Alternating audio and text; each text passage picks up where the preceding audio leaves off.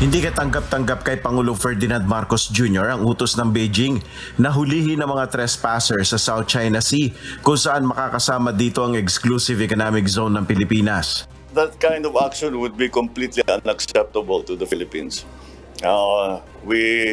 Of course, once again, I do not talk about operational details, so you will leave it to us.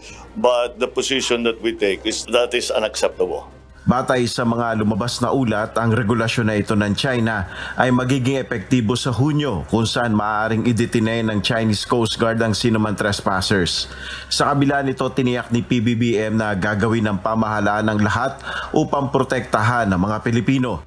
We will take whatever measures to always protect our citizens. Samantala, ayon kay Pangulong Marcos, iniimbestigahan na ng pamahalaan ang umano'y wiretapping ng Chinese Embassy sa Pilipinas laban sa mataas na opisyal ng Armed Forces of the Philippines.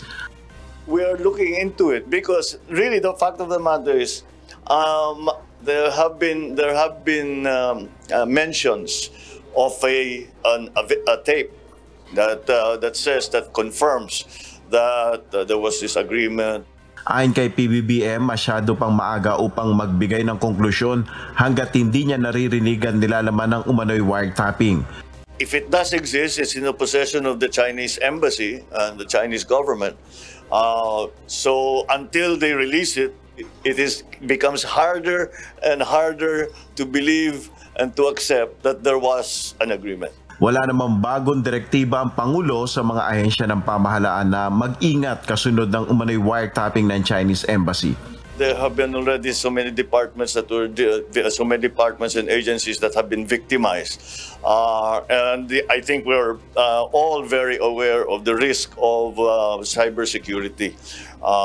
Not for all kinds of reasons.